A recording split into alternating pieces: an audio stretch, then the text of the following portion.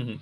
Por eso quizás quieren sacar ahora la ley del bulo, ¿no? ¿Qué te parece esta ley nueva que quieren sacar en contra de? Eso es maravilloso, ¿sabes? Eso es maravilloso porque yo ya he pensado que voy a escribir un libro por bulerías, ¿sabes? A ver, eso es una estupidez tan grande que al que se le haya ocurrido necesita un tratamiento como mínimo psicológico, pero vamos, pues no, lo que quería decir es que la persona que ha creado, o las personas que hayan creado la ley sobre los bulos y toda esta historia que quieren sacar, esa gente necesitará como mínimo un tratamiento psicológico para empezar, si no un tratamiento psiquiátrico y posiblemente electroshocks directamente o una lobotomía frontal. Vamos a ver. Y esto no es broma. Es decir, ¿qué es un bulo y qué no es un bulo? O sea, en unos tiempos donde todo se manipula, donde estamos viendo cómo la realidad se manipula por el Estado, cómo todo parece pero no es, cómo el jefe del Estado, mira, el jefe del Estado no es un tipo al que han elegido, es un tipo que viene de lejos la monarquía. Entonces, es una persona que debería dar ejemplo a sus súbditos, que somos nosotros. Debería dar ejemplo. Cuando el jefe del Estado, desde antes de ser rey, ya no se comporta como un hombre o como una mujer, quiero decir, ya no tiene dignidad, porque fue cuando su padre, esto es una cosa que la pongo en el libro de Sandra Mozarovsky porque para dar a conocer al personaje. ¿Quién tenía que ser rey? ¿Quién era el hijo de Alfonso XIII? Pues Juan de Borbón y Battenberg, que era su padre. Entonces, si él tenía que ser rey, pero a Franco no le apetecía, dice, no, el chiquillo va a ser rey, que ya lo entreno yo, ya lo instruyo yo en las leyes del movimiento y en todo esto, para que sea el rey. Y el padre le dice, no, el rey soy yo, tú no te puedes saltar la dinastía. Se lo dice a Franco, se lo dice a Juan Carlos. Y Juan Carlos se saltó la dinastía con un par, se saltó la dinastía. Y esto está por capricho, para que la gente lo sepa. Lo he puesto en el libro de Sandra Mozarovsky, los discursos íntegros, el manifiesto de Estoril del 52, el segundo manifiesto de Estoril de Juan de Borbón, la carta que le escribe a su padre diciendo, no sé si os acordáis de un programa, de una vez que salió Nuria Bermúdez, que en un programa de por la noche, que decían que era prostituta, que tal y que cual, y ella la acorralaron de tal manera que dijo, ¡Papa, llama! Pues esto, lo del Papa llama se quedó para pues esto es lo mismo. Pues, Papa, si es que ha sido Franco, que me ha presionado, ¿no? Para que pueda seguir la monarquía tengo que ser yo el rey. Si no hacemos esto, pues ya no hay monarquía. Oye, pues que no haya. Pues que no haya. Lo que no puede ser es que Franco se salte la dinastía porque sí, porque rompió nuestra historia como españoles. En ese sentido. Y dijo, pues ahora no, ahora va a ser este. Vale, y tú tragas y dices, adelante, mi general. Lo de mi general no es una broma. Lo de mi general fue cuando tomó posesión, o sea, cuando aceptó eso en las Cortes, y estaba Franco delante y lo primero que dijo fue, mi general, a Franco. Entonces, a partir de ahí, ¿ya qué dignidad tienes? A partir de que haces eso con tu propio padre y con tu propia dinastía monárquica, ¿ya qué dignidad tienes? Y luego ya, a partir de ahí, sigue. Sigue todo lo demás que hizo durante la transición, que es la leche, que también lo cuento en el libro de Sandra Mozarovsky, ¿no? Algunas cosas, porque si hubiera contado todas necesitaría una enciclopedia. Claro. Entonces, ¿qué es un bulo? ¿Qué no es? ¿Tú quién eres para decir lo que es un bulo? Hay un montón de cosas que están ahí y que nos las ocultan. Todo lo que se hablaba en Suárez con este. El propio hecho de Sandra Mozarovsky, que que el rey le dice al marqués de Mondeja, su jefe de la Casa Real, le dice, oye, que la he dejado preñada y que la chiquilla no quiere abortar. Y el otro se lo dice a Suárez. Y Suárez junta a Casinello, junta a Gutiérrez Mellado, junta a Martín Villa, que era el más peligroso de todos los que había ahí, junto a Casinello. Y hablan del tema y buscan una solución que al final se lió de una manera extraordinaria. Todo eso, ¿qué te crees? ¿Que va a salir en Telediario? Yo lo sé porque Roberto Conesa, que era el más hijo de su puñetera madre de todos los que existían entonces y que lo habían nombrado el jefe de la Brigada Superior de Información, pues después tuvo que basarse en algunas personas para hacer lo que hizo, y una de esas personas casualmente era una de las personas que hablaba con Antonio Izquierdo, el director de la Alcázar. ¿Sabéis cómo le llamaban al Alcázar? Había 2, 3 periódicos fundamentales de extrema derecha y de los militares, pero uno era el periódico Arriba y otro era el Alcázar. El Arriba se cerró y entonces solo quedó el Alcázar. Le llamaban el búnker, porque era en el único sitio donde tenían cabida todos los militares, los policías, los servicios secretos, todo de Franco, ¿no? Franco muerto ya. Entonces, entonces, claro, al final, pues tienes ahí que toda esa maraña de datos, de historias, de cómo se cuenta todo, de lo que se sabe, de lo que no se sabe, ¿qué te crees? ¿Que van a ir a un notario y van a decir, a ver, apunte usted, vamos a ver a la chiquilla esta, le vamos a pagar para que aborte, si no aborta le vamos a dar un susto, si no funciona el susto ya veremos, tal y cual? Eso no se puede hacer. Pero yo tengo la tradición, o sea, la versión que me dio uno de los mejores periodistas de este país, independientemente de que fuera director de un periódico de extrema derecha. No está escrito en ninguna parte que ser de extrema derecha o de extrema izquierda te haga mejor periodista, ¿no? Entonces, uno de los mejores periodistas de este país me dijo, con 2 de los míos estuve trabajando este tema, no podíamos publicarlo, obviamente.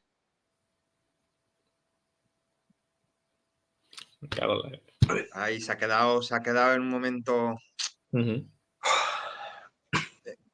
Javier. Vas a tener trabajo en la edición, ¿eh? Un poquito, sí. Pero que justo además ha sido cuando vas a tener trabajo. Se ha cortado justo antes de que Javier, ¿me escuchas? Claro, como no tengo fibra. La fibra. Claro, la dichosa fibra y telefónica. Le tengo que dar más cereales al teléfono. A lo mejor hay que cambiar la respuesta a la primera pregunta de si te has visto afectado por el libro. Va a hacer un sí rotundo. Efectivamente. Entonces no, pero estaba diciendo lo del... El periodista de extrema derecha. Sí, entonces quiero decir que Antonio Izquierdo, que obviamente era un periodista de extrema derecha, pero eso no quita para que sea uno de los mejores periodistas de este país, porque no está escrito en ninguna parte que ser de extrema derecha o de extrema izquierda te haga mejor periodista. Puede que a la hora de informar de determinadas cosas, bueno, pues, en fin, pues tengas una cierta tendencia, pero la investigación, y más una investigación que nadie te ha pedido que la hagas. Nadie te ha pedido que la hagas, simplemente tú has dicho, perdona, ¿y sabéis cómo se enteró? No fue, bueno, un poco como yo con lo de Mario Biondo. O sea, no fue que el tío fue a investigar, porque, en fin, esa noticia era más una noticia de revistas del corazón, ¿no? Lo de Sandra Mozarovsky. ¿Sabéis dónde pusieron la noticia de la caída de Sandra Mozarovsky? En el ABC, por ejemplo. En el ABC la pusieron 23, creo que Sandra cayó el 23 por la noche, la pusieron el día 26, en la página 43, en una cosita así pequeñita, donde arriba ponía ocurrió en Madrid, pues abajo del todo, Sandra se ha caído, ha tenido un accidente, tal igual. Así que para los periódicos les daba igual, era una noticia más de revistas del corazón, ¿no? Y Y bueno, pues al final resulta que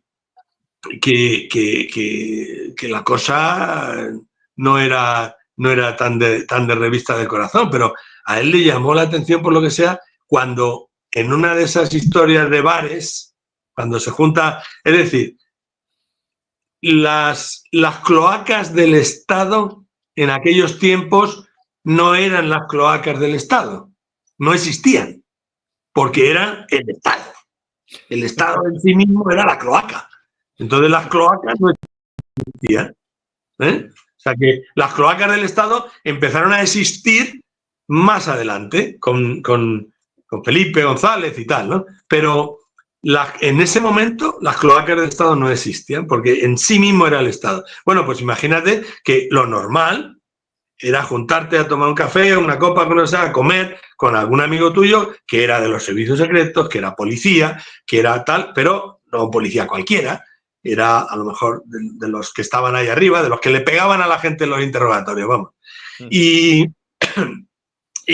entonces, bueno, pues llega uno de esos sin comerlo ni beberlo, como me pasó a mí con Mario Biondo, insisto, sin comerlo ni beberlo, y te dice, ¿te has enterado? ¿Te has enterado de la chiquilla? ¿Qué chiquilla? Así me lo contó Antonio. No, esto no lo pongo en el libro, pero así me lo contó, ¿no? Dice, es que teníamos mucha confianza, éramos muy amigos. ¿Te has enterado de lo de la chiquilla? Pues el rey que se la dejó preñar y al final ha acabado cayendo por el balcón. Y entonces Antonio Izquierdo dice, ¿qué? ¿Cómo? ¿Qué dices? Y a partir de ahí empezó a investigar, sabiendo que era el rey, que era el jefe del Estado, ya desde el minuto 1 sabía que no podía decir nada. Sabía que no podía escribir nada ni publicar nada, pero obviamente la cosa le llamó mucho la atención. Y como no tuvieron que hacer mucho esfuerzo, quiero decir, esto no fue una investigación de ir por ahí a buscar, no, en bares. Todo esto se hizo en bares, que es donde mejor se puede hablar con los policías y los agentes secretos a base de enchufarles whisky. Entonces, al final, pues fue saliendo la información, fue saliendo de lo que pasó, pues sí, tal. Roberto Conesa, que fue al que le encargaron la historia, pues a uno de los que se da el encargo, o sea, a uno de los que estaban metidos ahí en ese berenjenal, pues era uno de los amigos de Antonio Izquierdo y empezó a cantar. Vamos, a contarlo como anécdota. Fíjate la que se ha liado. La que se ha liado es que no querían matar a la chiquilla. Ahora vuelvo con lo de los bulos, pero es que esto podría parecer otro bulo, lo de Sandra Mozdorowsky, que se ha dicho en muchos sitios que si era un bulo, ¿no? No querían matar a la chiquilla, ni mucho menos. Adolfo Suárez en ningún momento dijo eliminarla.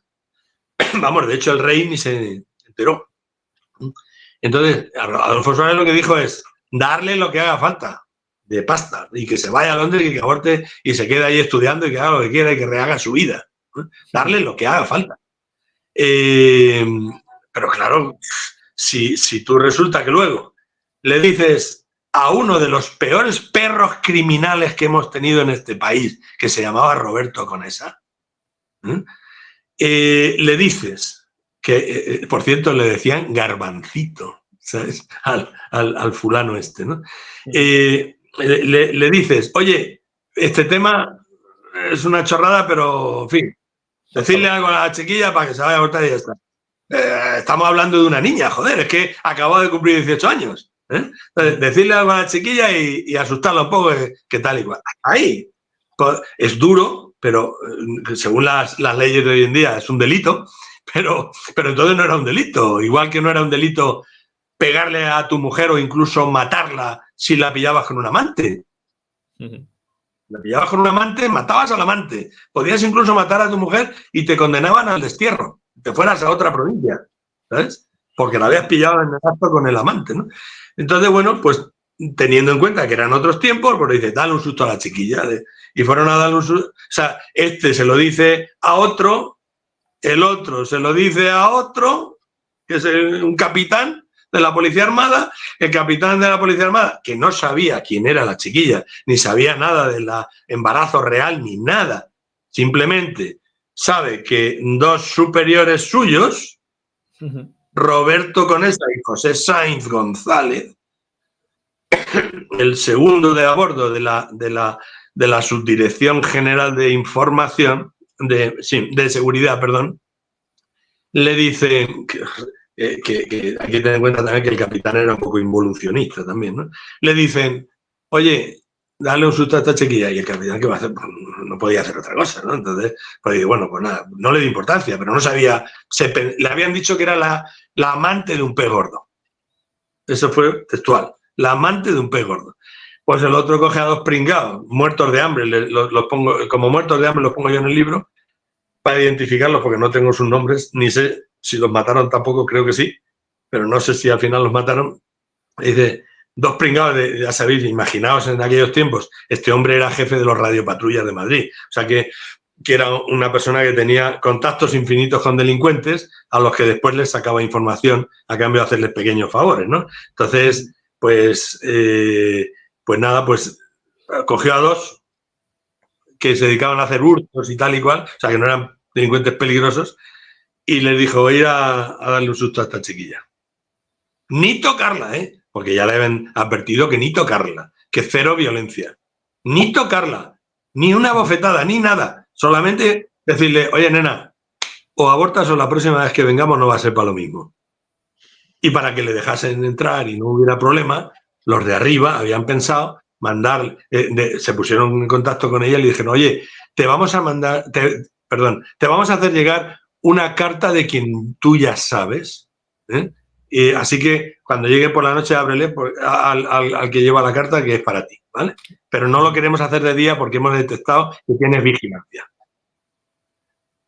La chavala, pues bueno, como efectivamente estaba liada con el otro, pues la chavala coge y abre la puerta. Y eran estos dos. Claro, estamos hablando de Sandra Mozarovsky, que era un bellezón.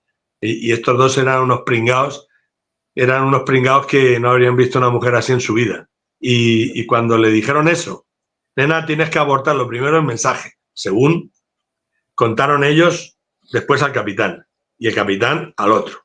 Nena, tienes que abortar y si no, la próxima vez que vengamos no va a ser para esto. Ella se puso, ¿cómo? ¿Qué pasa? ¿Qué tal? Se puso así, tal y cual. Ellos parece ser que a lo mejor querían hacer otra cosa con ella que no estaba en el guión.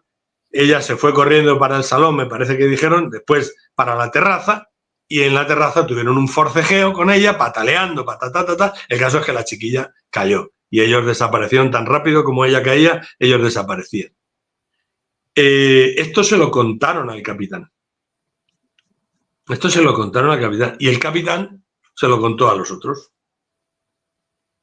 Pero no hace falta que realmente, bueno, exactamente no se lo contó, perdón. No hace falta que les dijera nada a los otros. Al día siguiente, los otros, cuando llegó el capitán a la comisaría, ya tenía ahí una nota para que se pusiera en contacto con nosotros, con los de arriba. Y le echaron un broncazo de 2 pares. ¿Qué has hecho? ¿Qué has hecho? Y tal. Y entonces fue cuando le contaron de qué iba la cosa. De qué iba la cosa. Y ahí fue donde se estropeó todo.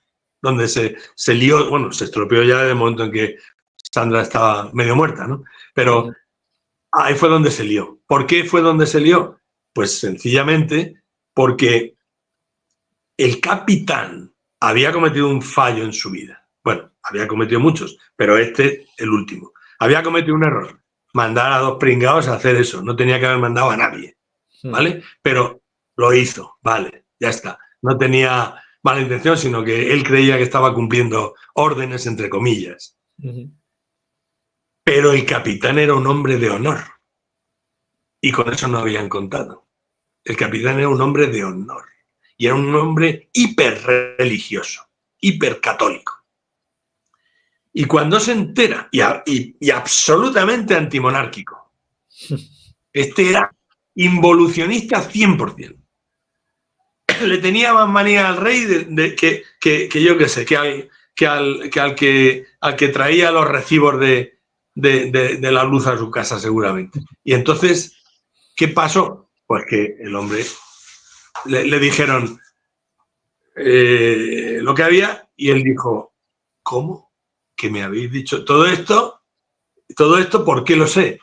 Pues porque la persona que hacía de intermediario de algunas de esas gestiones posteriores que hubo, es que Roberto Conesa se juntaba con él para decirle las instrucciones de lo que tenía que hacer y lo que había pasado. Y entonces le dijo, oye, nos hemos juntado con el capitán y ahora el capitán resulta que se echa atrás y dice que lo va a contar todo. Porque así fue. El capitán dijo que lo quería contar todo. Que su honor y su religión estaban por encima de cualquier rey. Y claro, pues le dijeron, bueno, tranquilo, espérate un poco, vamos a ver qué pasa, a ver si la chica se salva o lo que sea, y a ver qué pasa. Al final, como todos sabemos, Sandra no se salvó.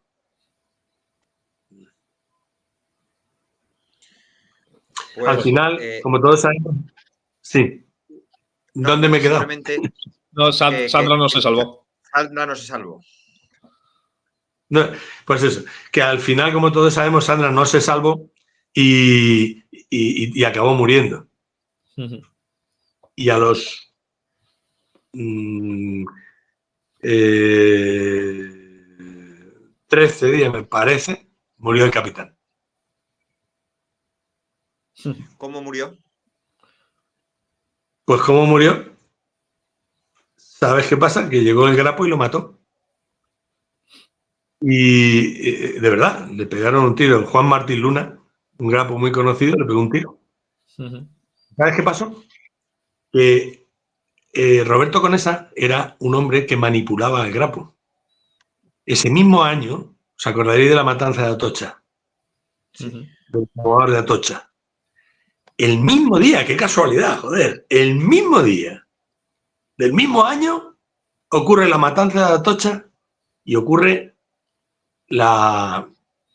el secuestro del teniente general Villascusa, presidente o jefe no era del Estado Mayor, del Consejo Militar o algo así, en fin, del Consejo Supremo Militar, creo que era. Secuestran al teniente general Villascusa, lo grapo. Y matan a los abogados de Atocha, los de extrema derecha.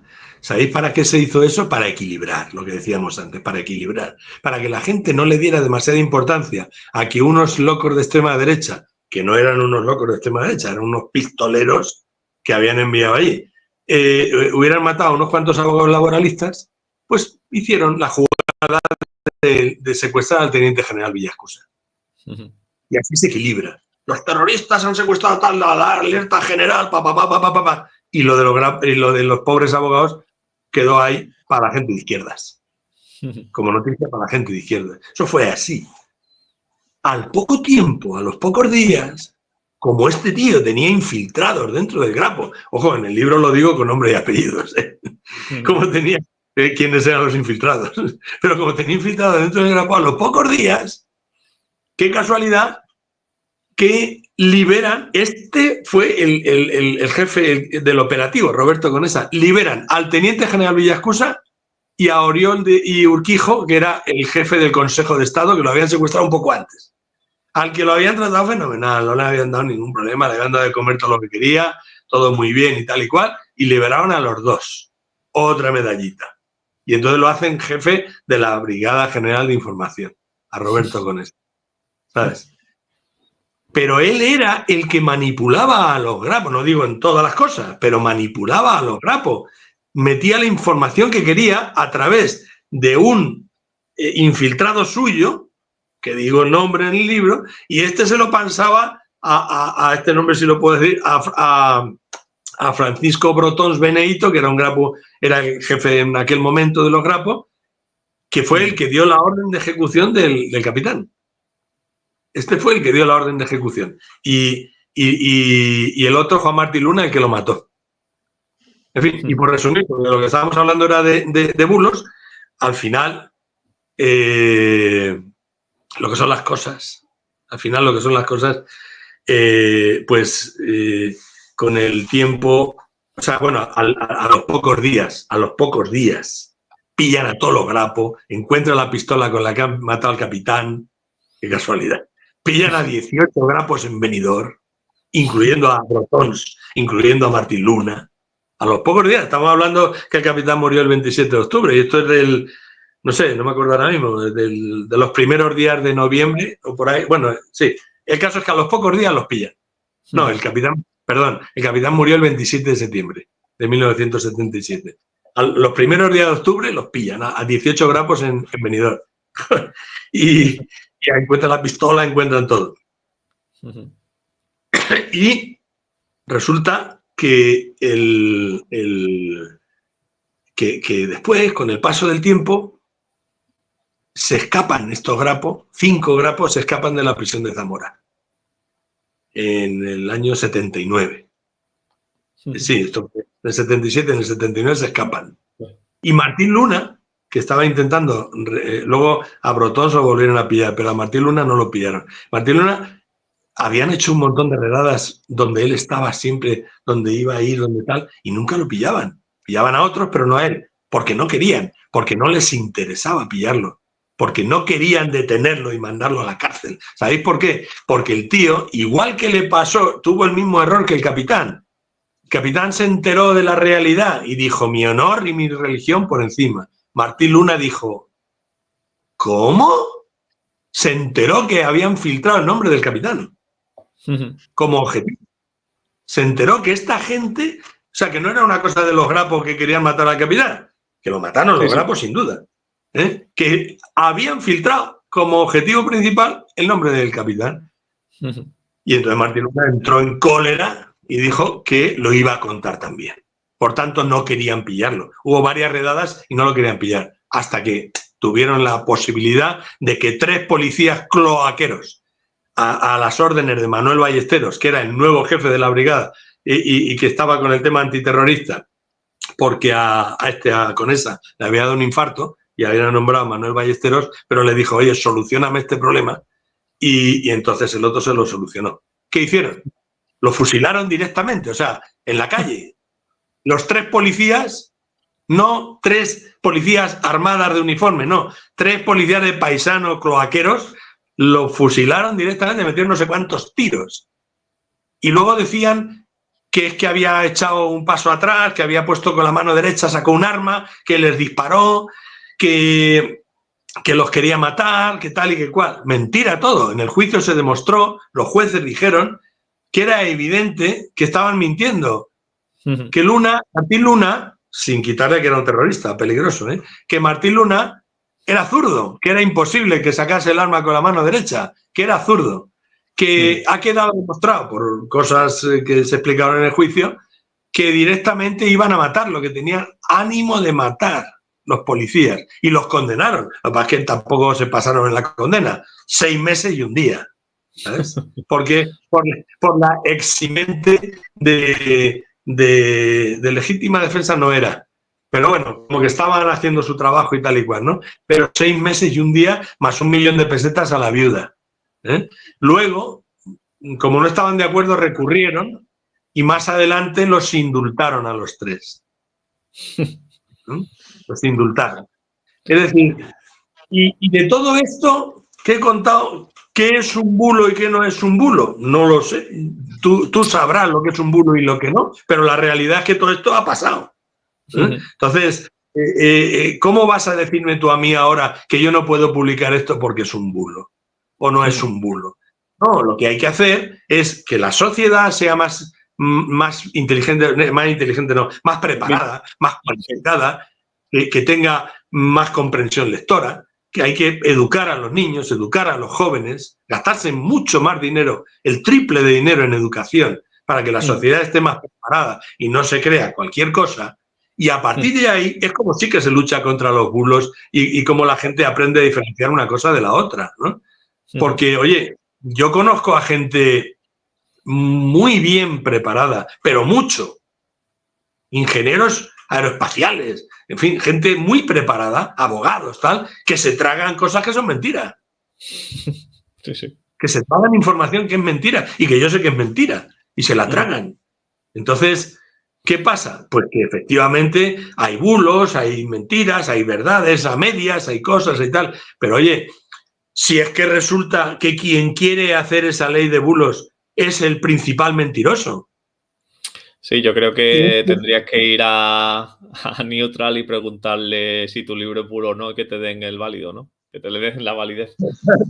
Esa es otra. Esa es otra, ¿no? Es decir, hoy en día lo que sí está en peligro es la libertad de expresión.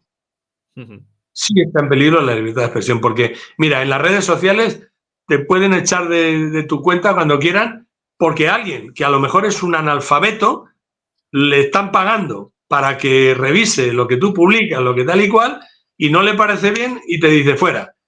O porque alguien que te tiene manía te denuncia ahí en las redes sociales y te dice, ¡pum!, y te cortan.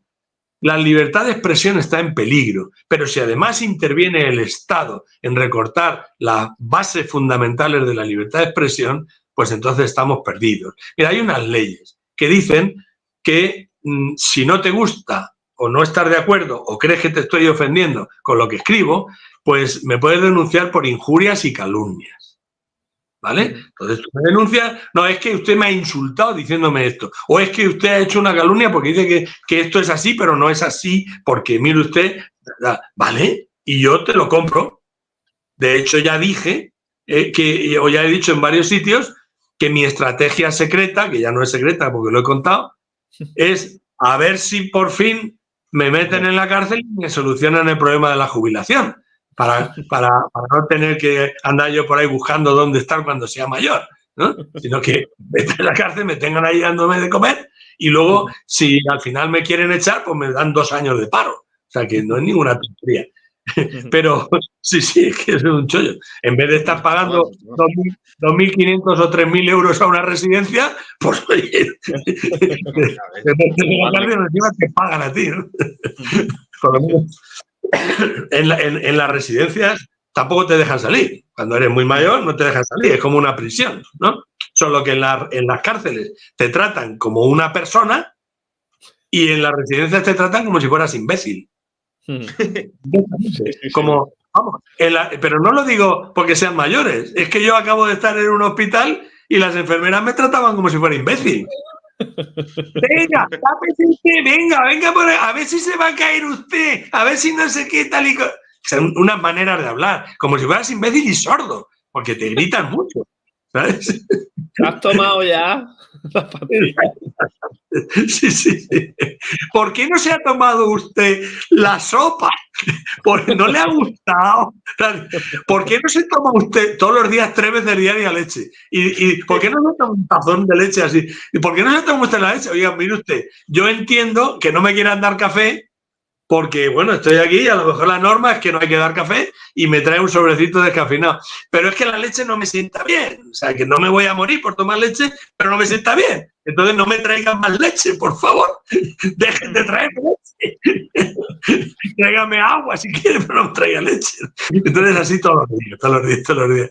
Bueno, entonces la cosa es esa, ¿no? Que tú no puedes decir que es verdad, que es mentira, que tal, no. Tú puedes discrepar, tú puedes decir que no estás de acuerdo, tú puedes demostrarme que estoy equivocado. Todas estas personas que me dicen que lo de viuda súbita, ahora con lo de Sandra Mozaroski van a saltar chispas, pero muchas chispas. Toda esta gente y con otros libros que estoy preparando, ¿no? En fin, tú puedes decirme lo que quieras, estás en tu derecho. Siempre que no me insultes, estás en tu derecho.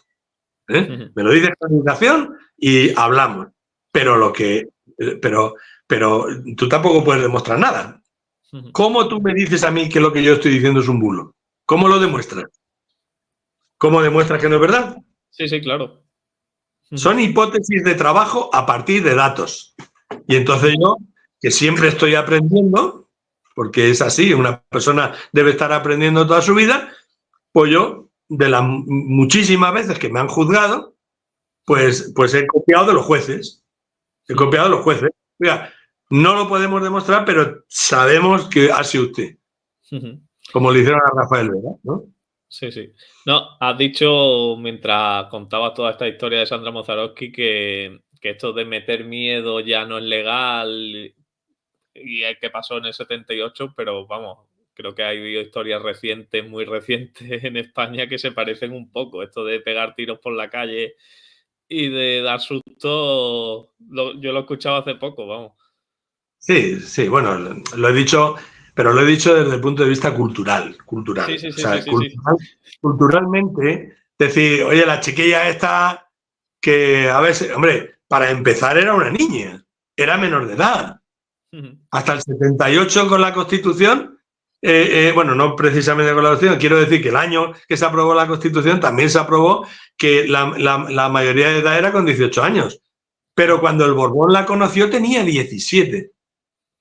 Tenía 17. ¿Eh? Y cuando la dejó preñada tenía 18, era menor de edad. ¿Eh? Y tú como jefe de Estado, como hombre, si lo fuera, y como jefe de Estado, lo que no hay duda es que era jefe de Estado, lo otro lo pongo en duda, pues entonces no tenía que haber hecho lo que hizo, bajo ningún concepto, ¿no? Entonces, era la norma, tratar así a las mujeres era la norma. Adolfo Suárez hacía un poco de mamporrero, le presentaba una, otra, tal. Mira lo que decía el año pasado, en el 2023, Risto Mejide entrevistó a Bárbara Rey y le dijo, ¿fue Suárez quien te presentó al rey? Dice, no. Yo no me lo presentó, era el rey que no paraba de llamarme hasta que me conoció, que me daba la barrila ahí llamando. ¿Perdona? Fue Adolfo Suárez. Y la prueba la tienes en que la secretaria de Adolfo Suárez escribió un libro contando muchas anécdotas, entre las cuales decía que Bárbara Rey entraba al despacho del presidente del gobierno sin llamar y sin cita. No creo que ninguno de nosotros podamos hacer eso. No. Y yo no lo he contado eso, ¿eh? Lo ha contado la secretaria de Adolfo Suárez, que pongo su nombre y el nombre de su libro y todo donde lo explica. ¿Eh? Entonces, al final, aquello era un cachondeo, un putiferio. ¿Sabéis cómo? No sé si os lo conté ya, pero ¿sabéis cómo conoció el rey a Sandra? Pues porque Chema Suárez, que era el hermano de Adolfo Suárez, era el rey de la noche, el rey de las relaciones públicas. Adolfo Suárez había sido director general de Televisión Española y enchufó a su hermano. A partir de todos los contactos que tenía en Televisión Española, llevaba famosos a las discotecas y por eso era el rey de la noche. Entonces, en una de esas, enchufó a Bárbara Rey con Adolfo Suárez para hacer campañas para la UCD. En otras le presentó a Sandra Mozarowski. ¿A partir de cómo? ¿A partir de qué? Pues a partir de la amistad de Chema Suárez con Curro Jiménez. Con Curro Jiménez, que luego resultó que Adolfo Suárez se hizo muy amigo de Curro Jiménez, que Curro Jiménez era muy famoso entonces. Y entonces Adolfo Suárez, pues Sancho Gracia era Curro Jiménez, ¿no? Entonces Adolfo Suárez se hizo padrino de la boda de Sancho Gracia. Y padrino de su hijo Rodolfo Sancho, el padre del carnicero de Tailandia. Sí. Entonces, las cosas, las circunstancias, las historias, ¿no? Las casualidades, cómo van surgiendo. Y a partir de ahí conocí a Sandra Mozarowski porque ella había hecho también un capítulo de Curro Jiménez. Participó en un capítulo. Y ellos la sección de eso. Y Pepe Sancho andaba detrás de ella. Pepe Sancho, que se llamaba Sancho, pero que no tenía nada que ver con los otros Sancho, eran diferentes ramas. Pepe Sancho era el que hacía el estudiante, pues ese andaba revoloteando detrás de Sandra Mozarowski todo el rato, todo el tiempo. Por eso digo en el libro algo que mucha gente me ha dicho. ¿Y a ti quién te garantiza que la chavala no tuviera un noviete? Que parece que lo tenía, no lo sé. ¿Y a ti quién te garantiza que el hijo no fuera de Pepe Sancho? Que estaba siempre con ella. ¿Y a ti quién te garantiza que no fuera de un actor mexicano que estaba donde ella había estado haciendo una película antes, que el tipo no estaba con ella, estaba con otra mientras hacía esa película? Pues a mí no me lo garantiza nadie, yo qué sé. A lo mejor el hijo era de otro. No lo sé. No tengo ni idea de si era de otro. Lo que sí sé es que el Estado se puso en marcha para anular la historia de la niña para que abortase, porque el rey decía que el hijo era suyo, que la había dejado embarazada y que tenía que abortar. No lo sé si sería de otro, pero desde luego yo no soy nadie. Si el rey se lo ha creído, ¿quién soy yo para llevarle la contraria al rey? Fue el Estado el que se puso en marcha. Sí, sí. Y fue una persona que conocía todas la podredumbre del Estado infinitamente mejor que yo, como era Antonio Izquierdo, porque tenía acceso natural a esa podredumbre. Es como si Antonio Izquierdo fuera el jefe del basurero, ¿no? Y entonces, pues, hablaba con todos los que traían la basura cada día, ¿no? Y el que tenía el acceso a esa información, el que me lo contó.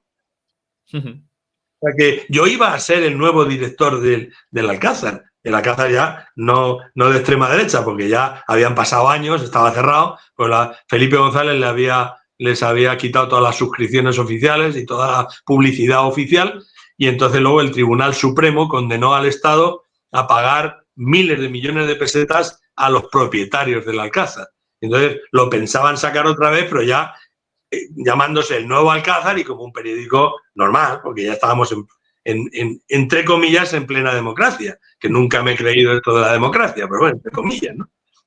Y entonces yo iba a ser el nuevo director, y por eso yo tenía reuniones con Eduardo Toledano, que era el secretario general de la Unión Nacional de Excombatientes, que fueron los que se quedaron finalmente el periódico El Alcázar en 1975, y con Antonio Izquierdo. Lo que pasa es que yo iba al despacho de Eduardo Toledano, y desde allí llamábamos con manos libres a Antonio Izquierdo, que el pobrecito ya estaba mal de los pulmones y tal, y acabó muriendo de eso, ¿no? A poco tiempo, ¿no? Y por eso lo hablábamos por teléfono. Pero realmente el nuevo director iba a ser yo. Al final no se pudo porque tardaron muchísimo en pagar, y cuando pagaron ya el dinero solo dio para pagar a acreedores. No se pudo montar otra vez el periódico. En fin, historias de la prensa española. Me gustaría hablar un poco más acerca de tu libro que va a salir dentro de poco, Su Majestad Sandra Mosarovsky. Y ya nos has contado un poco la historia, pero nos gustaría que nos pudieras añadir qué incoherencias existen en la versión oficial acerca de lo que ocurrió a la joven actriz. Bueno, ahora creo que va a salir un documental esta próxima semana, el jueves, que es la primera vez que hacen un documental sobre el tema de Sandra Mosarovsky, y parece ser, no lo sé, sacan creo imágenes mías de una entrevista que me hicieron hace 3 años para la tele. La periodista, sale, desde luego. La periodista Ana Francisco me las hizo, que trabajaba con Risto y tal, y finalmente no le dejaron sacar la entrevista, o no quisieron, pero sacan algunas imágenes mías, creo, al respecto. Y entonces, en ese asunto, lo que ocurre es que, perdona un momento, es que estoy con la pierna y se me ha ido el tema. Si necesita tomar algo. Es que estoy pensando en cómo se está encogiendo el músculo más que en la pregunta que me has hecho. No, toma Bueno. tu tiempo, Javier. Repite otra vez la pregunta, perdona, que me he perdido. Sí, básicamente, las principales incongruencias que existen en la versión oficial de la muerte de Sandra Mosarovsky. Sí, efectivamente. Bueno, pues mira, precisamente parece que van a sacar un documental, bueno, no parece, van a sacar un documental por primera vez sobre ella, que creo que salgo yo en ese documental también, en una entrevista antigua que me habían hecho, y ahí no sé si van a sacar, porque algo que se oye en la presentación del documental, que dura 1 minuto y pico, algo que se oye es que le pregunta el periodista a un forense que usted qué opina como forense de este informe médico de Sandra Mosarovsky. A lo mejor han conseguido un informe médico de la familia o algún informe médico de la autopsia, no sé qué. El caso es que los informes médicos desaparecieron, la autopsia desapareció. Y sin ningún género de dudas, si existe alguno, es más que probable que esté manipulado. ¿Esto quiere decir que los médicos son todos Avenza Rojo? No. Volvemos otra vez a los tiempos aquellos. En los tiempos aquellos no hacía falta nada más que llegar, te enseñaban una placa y te decían, oye, esto así. Y tú así. Fueras médico o fuera el que limpiaba el hospital. Porque si no, pues ya sabes lo que te podía pasar. Y no tenían que dar ningún tipo de explicaciones. Ninguno. Que a lo mejor al principio, bueno, los médicos absolutamente convencidos de que hicieron todo lo que pudieron por salvar su vida. Pero que después se pudieron manipular, en fin, manipular quiero decir eliminar lo de que estaba embarazada. Eliminar. Y en la autopsia lo mismo. Golpe en la cabeza, fractura de cráneo, fractura de costillas, fractura de brazo, pero no hablar del embarazo. ¿Por qué? Pues porque, en fin, yo insisto, que sí que hubo una operación desde las más altas instancias del Estado para anular esta historia. Eso sí que hubo. No es una broma, no es un bulo, no es una hipótesis, no es una suposición. Eso sí que hubo. Esas reuniones, esas órdenes, eso que pasó, eso sí que hubo. Sí que hubo. Otra cosa es que después, en aquellos tiempos estaba muy mal decir que la chiquilla estaba preñada porque era menor de edad, no estaba casada. Estaba muy mal visto el suicidio. Muy mal visto el suicidio. Y entonces, bueno, pues aunque no hubiera estado el rey por medio, ni el Estado, lo de la preñez, teniendo en cuenta que la chiquilla era famosilla, ¿no? Lo de la preñez y lo del suicidio, quedaba mejor lo de las plantas. Lo de que estaba regando las plantas. O lo que se había mareado por las pastillas y tal. Lo del suicidio quedaba mal. Y que estaba embarazada quedaba peor todavía. De todas maneras, a vosotros que os gustan tanto los temas de los servicios secretos, os voy a dar un pequeño dato interesantísimo. Muy interesante. Resulta que una de las dudas existenciales de todos los españoles que conocemos el tema Sandra Mozarovsky es ¿por qué le dejaban hacer sus padres películas donde salían pelotas siendo menor de edad? Porque eso es así, toda salía desnuda. Y la acompañaba su madre a los estudios y tal. Estaba delante la madre, según contó ella en una entrevista, que yo la reproduzco. ¿Y por qué después de muerta no removieron cielo con Santiago para ver qué había pasado? ¿Por qué se callaron? Silencio. Sí, silencio. No sé, no digo que fueran como la familia de Mario Biondo, que son súper luchadores, súper combatientes, pero bueno, no sé, una pequeña explicación. Pues muy sencillo. Lo de que iba la madre a tal y cual en realidad es de juzgado de guardia. Lo de que la madre la acompañase y les permitiera hacer eso es de juzgado de guardia para la madre. Pero lo de que el padre se callase es muy sencillo. El padre trabajaba para los servicios secretos rusos, soviéticos, perdón. En aquel momento, 1977, y no lo digo yo, lo pone todos los textos que reproduzco de la prensa, había 2.000 agentes soviéticos en España. 2.000. En fin, aunque fuera una exageración, quitarle la mitad. 2.000 agentes soviéticos en España. En Rusia Rusia no existía, la Unión Soviética estaba interesadísima en España por el tema de la OTAN y porque era un sitio estratégico, igual que Estados Unidos. La mayoría de todos estos locos de los que os he estado hablando eran gente de la CIA, españoles, agentes de la CIA que habían estado siendo formados por la CIA, empezando por Roberto Conesa, siguiendo por José Sainz González. Esos dos eran agentes de la CIA. Y entonces no estaba la cosa, porque si Putin mira cómo se las gasta ahora cuando alguien dice algo, que te envenenan por menos que cante un gallo, imagínate cómo estaba la cosa entonces con la KGB. No podía bromear, porque uno bromeaba. Como para decir el padre, no, es que me he enterado que mi hija estaba embarazada del rey. No duraba ni él ni la familia ni 5 minutos. Porque de hecho, el propio año de la muerte de Sandra fue cuando un embajador soviético por primera vez presenta credenciales a Juan Carlos I. Es que ocurrió todo en el 1977. Entonces estaba la cosa como para gastar bromas diciendo que había sido el rey. Él trabajaba para una empresa soviética que era una tapadera, que hacía las veces, entre comillas, de consulado de Rusia, y luego trabajó directamente para la embajada, que la hija, en su inocencia, decía, no, mi padre antes era diplomático, pero ahora es ingeniero electrónico. Y desde luego que era ingeniero, y tanto que era ingeniero electrónico, ¿no? Entonces, claro, no pudo decir nada. ¿Qué va a decir? Si quería conservar vivo al resto de la familia, no pudo decir nada.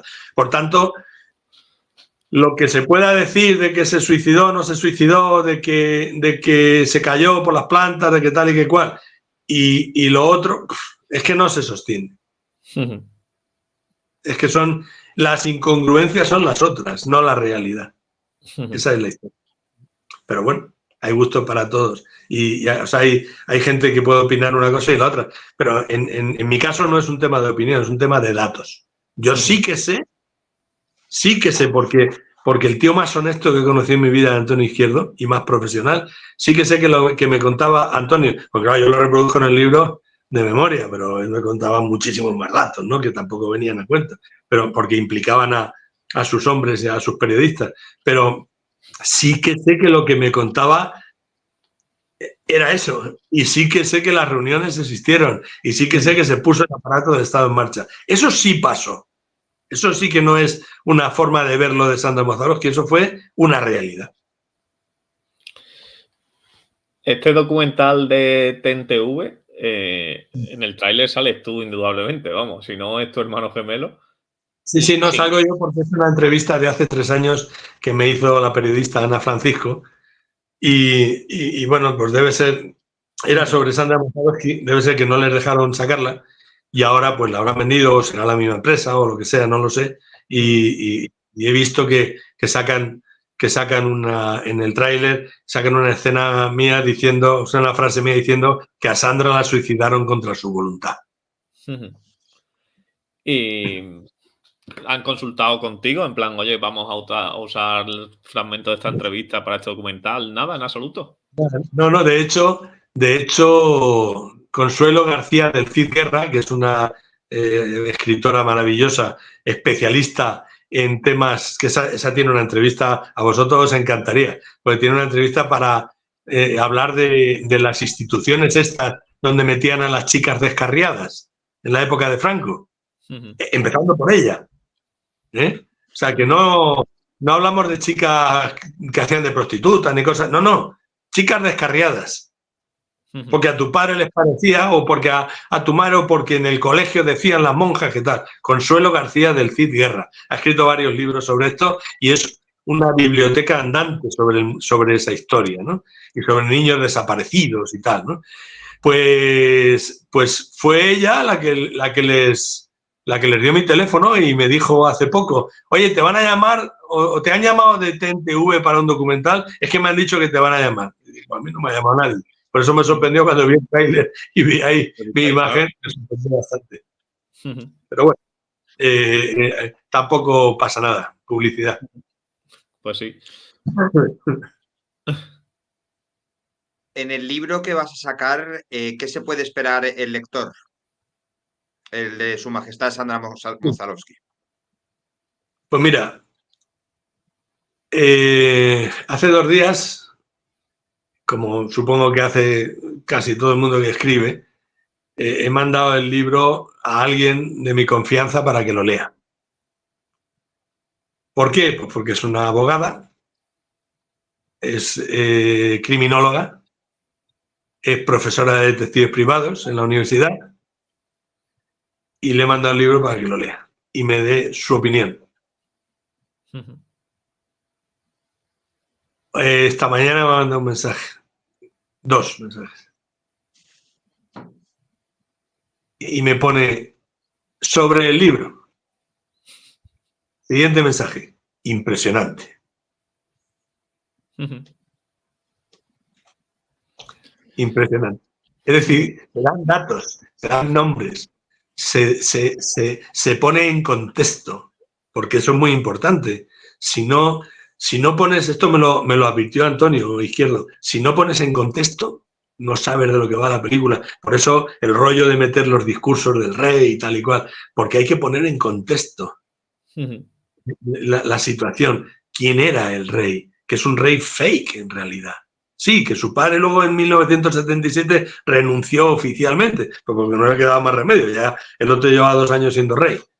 Pero si no pones en contexto que es un rey fake, si no pones en contexto eso y todo lo que pasó antes, si no explicas quiénes son estos fulanos. Ojo, es que uno de los que sale es Ramón Lillo. Ramón Lillo es un actor que salía en películas de todas estas, de Bárbara Rey y tal, de las mismas, que en los mismos años que Sandra Mozarowski. Pero es un actor que se llamaba Ray Nolan, ¿vale? Ramón Lillo en la realidad, Ray Nolan en las películas, como actor. ¿Y qué más? Ramón Lillo era el jefe de seguridad de la Audiencia Nacional en 1977. Ramón Lillo era un tipo que había estado trabajando en el SECET, los servicios secretos franquistas, que todavía estaban en el 1977, hasta que se creó el CSIC. Y Ramón Lillo es un hombre que también había trabajado, lo habían instruido en la CIA. Y Ramón Lillo era el actor que hacía películas con esta gentecilla. Ramón Lillo era el tipo al que hicieron jefe de seguridad de la Audiencia Nacional, pero también lo hicieron interlocutor desde el grupo antiterrorista, interlocutor con los Grapo en la cárcel de Herrera de la Mancha, que era donde estaban los cabecillas, a las órdenes de Casinello. Que Casinello fue el que dijo en una entrevista: hay cosas que es mejor no contar. Que eso también lo pongo. Y digo a quién le hizo la entrevista, ¿no?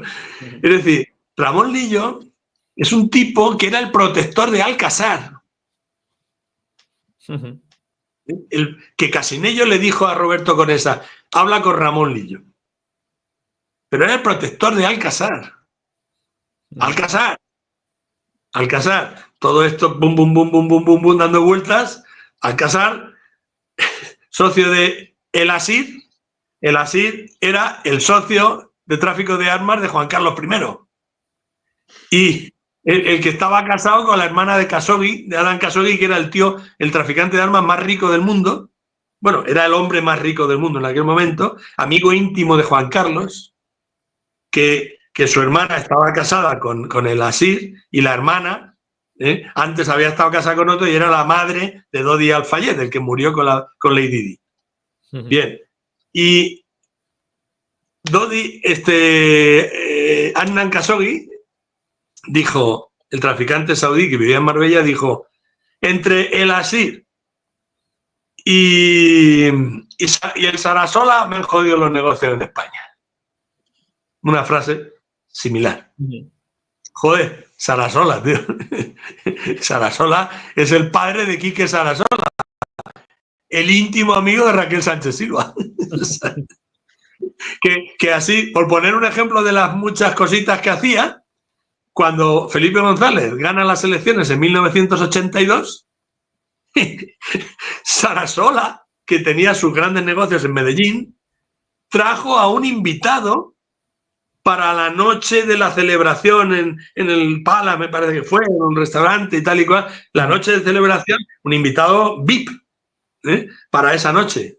¿A que no adivinéis quién era? Pablo Escobar. Maravilloso. Es que esa noticia, eso me parece maravilloso. Oye, ¿me dejas que te invite como Enrique Sarasola era íntimo de Felipe González, me dejas que te invite a algunos amigos y pues te voy a traer a Pablo Escobar? Por si hubiera que alargar la noche y que nos traigan un poco de material. Aburrir no se iban a aburrir, creo yo, vamos.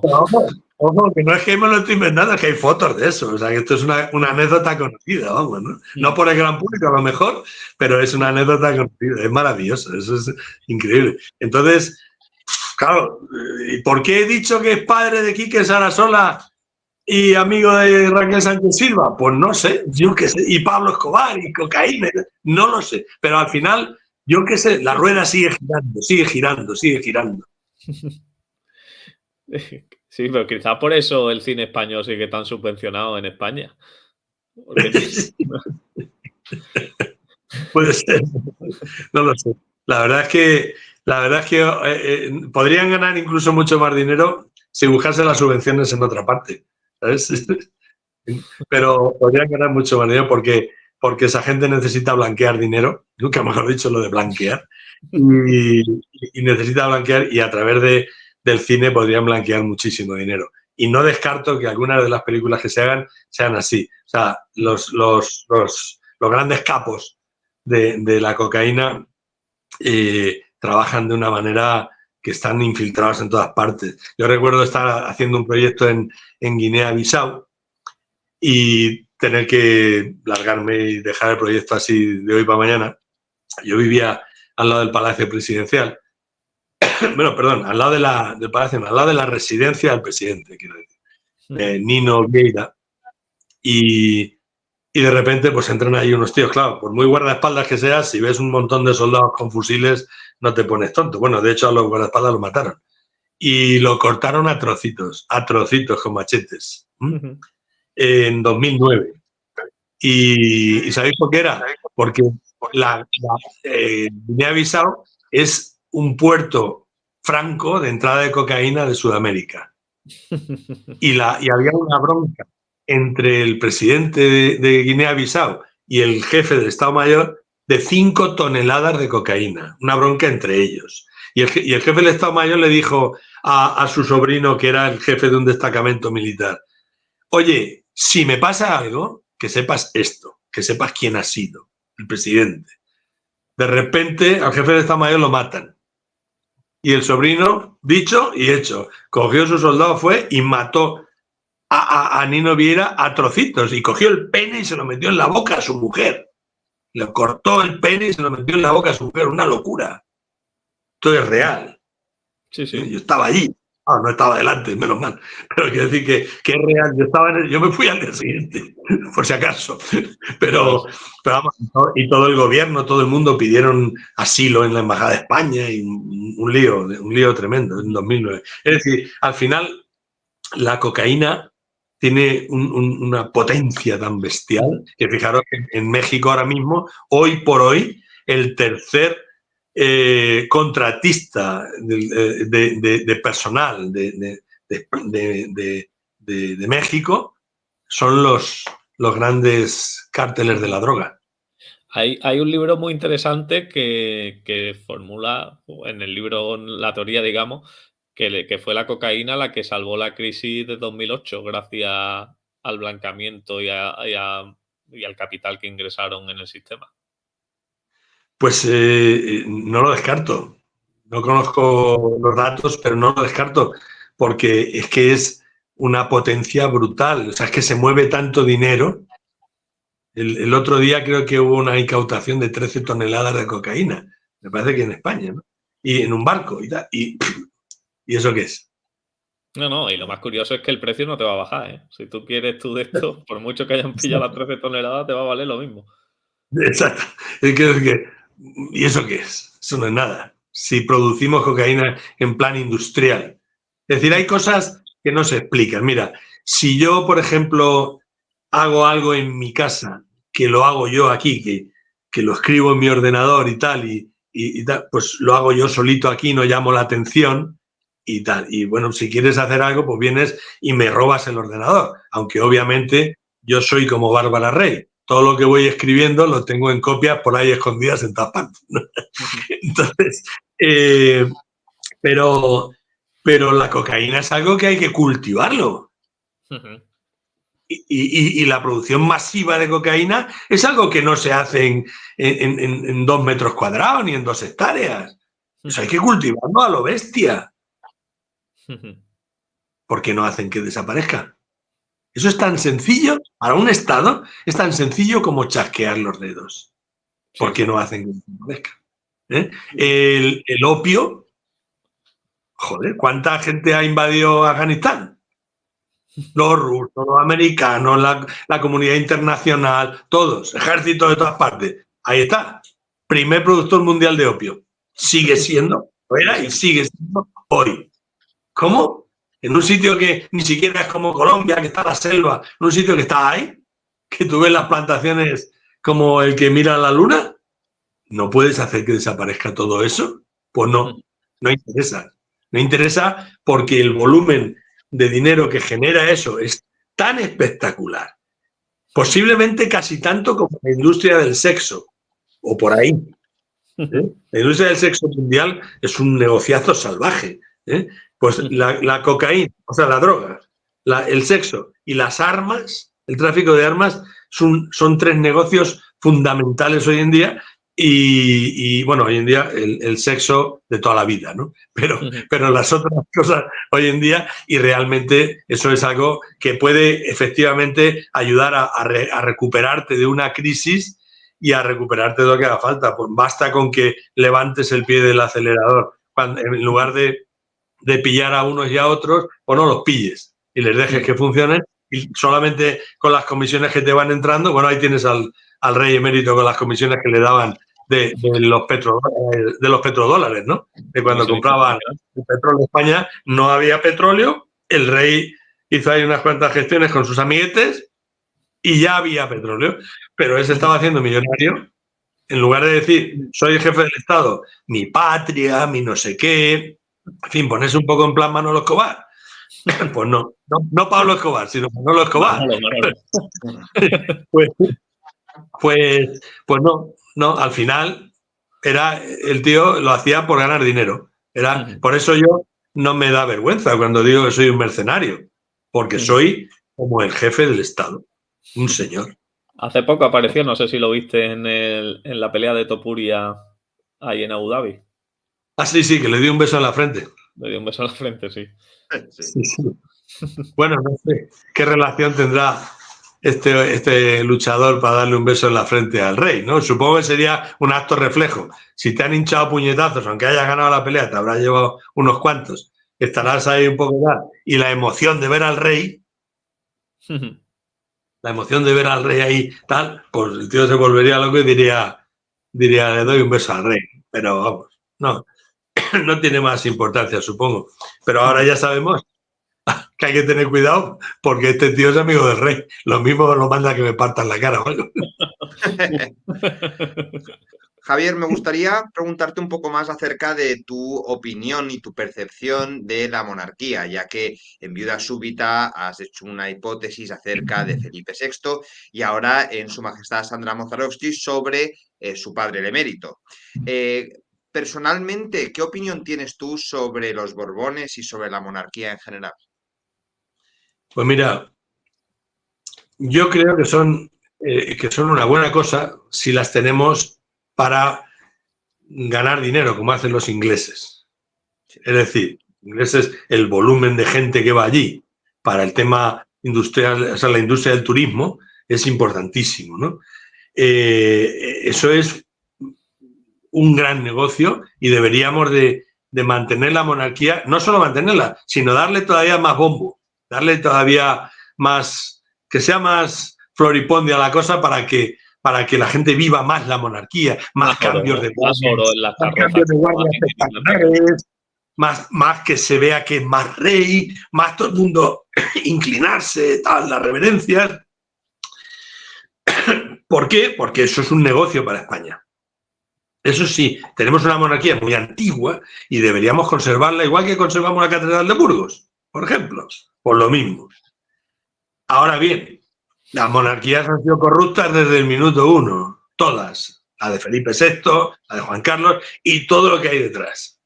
Han sido corruptos y por otro lado, además de corruptos, pues también han sido pues unos vividores. Es decir, tú no puedes pensar, como soy el rey, hago lo que quiero, me acuesto con la que quiera o hago lo que me da la gana. Porque Alfonso XIII le tiraba al porno, vamos, ¿de qué manera? ¿De qué manera, no?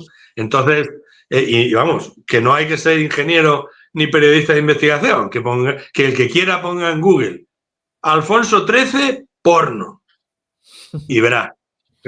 Entonces, la historia es que nos ha demostrado que un Borbón tras otro, no cambian, son siempre lo mismo. Y vamos a obviar por un momento lo de Felipe VI con el tema viuda súbita, para los que piensen que no es verdad. Vale, vamos a retirar eso. Vamos a dejar el tema de...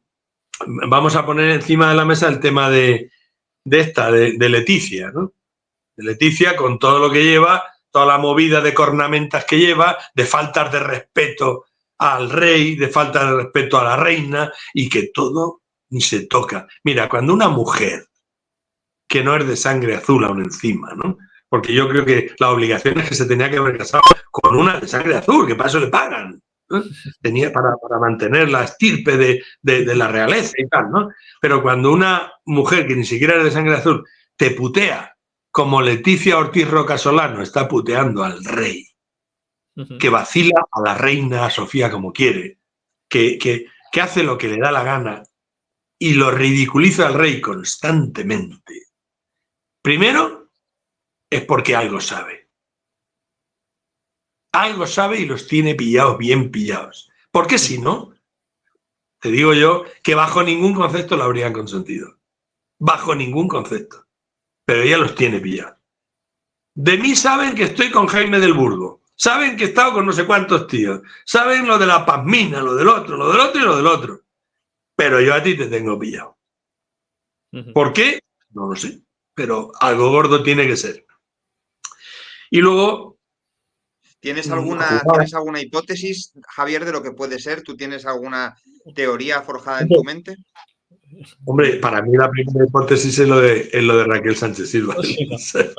Que parece escrito un libro. Esa es la primera hipótesis. Yo estoy seguro que, ten en cuenta que los hechos más dramáticos en el matrimonio Borbón-Ortiz ocurrieron justo antes de la muerte de Mario Biondo, en 2013. El momento más crítico de ese matrimonio fue antes, bueno, y después, por supuesto, durante el verano, pero el momento más crítico fue antes de la muerte y luego después. Entonces, para mí esa es una teoría válida, ¿no? Luego también la movida esta de Erika, la hermana de Leticia, pues eso también me parece muy fuerte. Vamos a ver, nadie te va a decir nada. Nadie te va a decir nada si tú dices, tengo un problema de fecundidad, de óvulos, de tal, y necesito ponerme unos óvulos. Pero en vez de ponérmelos de una desconocida, me los pongo de mi hermana, que me los presta. Joder, lo más normal del mundo. Seas reina o seas una Kelly de estas que limpia los hoteles. O sea, ¿dónde está el problema? No hay problema. Siempre y cuando el esperma sea del rey. Porque si fuera al contrario, oye, mira, que como tú no vales, pues déjale que me haga un trabajito Jaime del Burgo y tal, ¿no? Entonces, pero siempre y cuando el esperma sea real, no pasa nada porque tu hermana te ceda los óvulos, o cualquier otra mujer, pero vamos, si te lo cede tu hermana mejor, porque así, pues alguna cosa se parece el ADN. Bien. Resulta que tu hermana te cede los óvulos y luego la vuelves loca porque no le dejas ver. Hay un síndrome, que no sé cómo se llama, pero vamos, que está muy, que lo podéis buscar fácilmente en internet, de mujeres, pero en páginas profesionales de psicología, mujeres que después de haber cedido sus óvulos en una clínica, por lo tanto tú no sabes a quién se lo está cediendo, ¿no? Después de haber cedido tus óvulos, te viene el coco de que pueden estar haciendo un hijo con eso, una hija y tal, y sientes ahí como que el hijo perdido o no sé qué, algo así, ¿no? Pues imagínate si en vez de no saber a quién, resulta que sí sabes a quién. Mis óvulos se los he dado a mi hermana. Y esa niña, que se llama Leonor, que está ahí, en realidad, directamente es hija mía. Biológicamente hablando, biológicamente. Aunque fuera Leticia la que la llevó en la barriga y quien la está, ¿no? Pero desde un punto de vista técnico-biológico, es hija de Erika, ¿no? Y tú vas y le presionas a tu hermana y en vez de ayudarle, en vez de ponerla en tratamiento psicológico, en vez de lo que sea, la presiona hasta que le prohíbes ver a la niña, hasta que la machacas de tal manera, a las niñas, hasta que la machacas de tal manera que ya no es la muerte. Porque yo todavía no estoy en disposición de decir si se suicidó o la suicidaron. Pero que el exmarido de Erika en el entierro se girase a Juan Carlos, tuviera los mismísimos de girarse a Juan Carlos y decirle, hijos de puta, ¿vosotros la habéis matado? En fin, algo sabría. Algo sabría, ¿no? Entonces, bueno, pues no se trata de que yo piense mal o bien de la monarquía, sino que al final es la propia monarquía la que se lía sola. La propia monarquía la que va haciendo este tipo de cosas para que al final, pues todos parezcamos, todo parezca que tienen un montón de cosas escondidas por ahí y tal, ¿no? Mi madre, que en paz descanse, pues cuando yo era un chiquillo recibía cartas del marqués de Mondéjar, porque mi madre le escribía al rey, ¿no? En fin, como muchas mujeres de entonces, porque entonces era todo esto de revistas del corazón y tal, ¿no? La monarquía. Le escribía al rey pues para felicitarle las Navidades, por ejemplo, y le contestaba al marqués de Mondéjar, en nombre de sus majestades los reyes, muchas gracias, que tal y cual, ¿no? O le mandaban un telegrama y tal. Y la mujer estaba feliz con eso, ¿no? Si supiera lo que se iba a dedicar su hijo después. Pero claro, mi madre vivía en un mundo de yuppie respecto a la monarquía, como la inmensa mayoría de los españoles, menos los militares más involucionistas que sabían de lo que iba la película, el resto vivía en un mundo de yuppie. Y mira el mundo de yuppie ahora por donde sale con las grabaciones de Bárbara Rey. Qué bueno Alfonso Armada, que estuvo 7 años en prisión y no dijo nada. Y luego se fue allí con sus flores a su pazo y no dijo nada. ¿Qué quieres decir con eso, tío? ¿Qué quieres decir con eso? Entonces, al final, hay tantas cosas detrás de la monarquía que no es que yo tenga que decir soy monárquico o soy republicano. Yo ni soy monárquico ni soy republicano. No soy nada. Ni soy de derecha ni soy de izquierda. No soy nada. A lo mejor antes sí que tenía mi ideología. Ahora ya hasta eso he perdido.